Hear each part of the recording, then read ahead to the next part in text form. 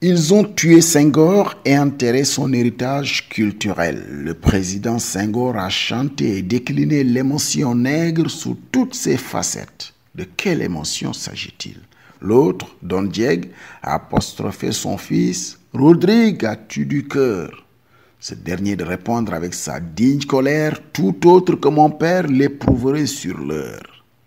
Les 600 migrants africains qui viennent d'accoster à Valence, une bonne partie à bord du navire humanitaire Aquarius, indésirables sur le sol européen, ballottés de port en port, refusés successivement par l'Italie et Malte, ces migrants auraient aimé poursuivre la prose du Cid de Corneille.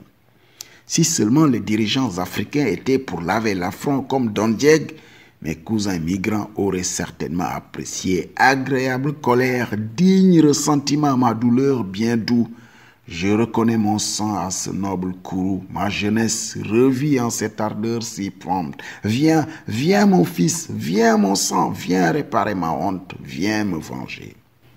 À croire que cette prose était couchée sur du papier pour servir la cause des migrants.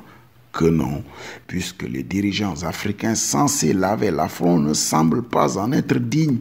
Dirigeants africains, avez-vous du cœur? Est-ce du sang africain qui coule dans vos veines? Pourquoi ce silence si bruyant? Pourquoi ce silence qui parle pour votre soumission à l'Occident? C'est quand même vos fils dont la dignité est bafouée dans notre monde de civilisation de l'universel. On ne peut quand même pas refuser d'accueillir et de porter assistance à des personnes en détresse, recueillies en haute mer par des sauveteurs de Médecins sans frontières et SOS Méditerranée. Mais pourquoi tous les dirigeants africains et surtout des dirigeants des pays concernés par la vague de migration sauvage se bouchent le nez et détournent le regard pour ne pas voir cette honte? Parce que c'est plus commode de ne pas en parler quand aucune politique locale pour fixer les jeunes dans leur terroir d'origine n'a produit des effets.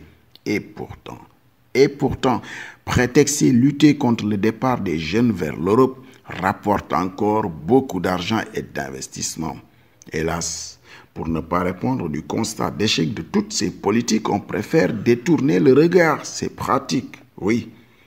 Vu la crise diplomatique que la gestion de cette affaire a provoquée en Europe, isolant l'Italie pour son comportement inhumain de ne pas laisser ce navire avec sa cargaison de migrants, de ne pas le laisser approcher ses côtes, on aurait cru que c'est un problème européen. Non, non, 3 fois, c'est un problème africain. On se rappelle surtout que nos dirigeants ont joué les vierges effarouchées il y a quelques mois de cela, faisant montre d'une indignation à la découverte des images de traitements dégradants réservés aux migrants africains en Libye. Beaucoup de dirigeants avaient même faim sur le coup de se mobiliser pour aller chercher leurs ressortissants. Ils fignolaient juste l'émotion alors. Si on n'est pas capable de s'émouvoir du traitement dégradant de refuser à un navire qui rentre d'une mission humanitaire d'accoster sur ses côtes, si on n'est pas capable de s'indigner de cela, c'est que l'émotion n'est plus vraiment nègre comme nous l'a chanté Senghor. Mais c'est vrai, à quoi bon s'échiner à aller chercher ces migrants quand on n'a pas grand-chose à leur offrir au pays?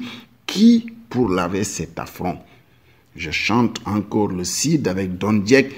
Qui peut vivre infâme est indigne du jour, plus l'offenseur est cher et plus grande est l'offense.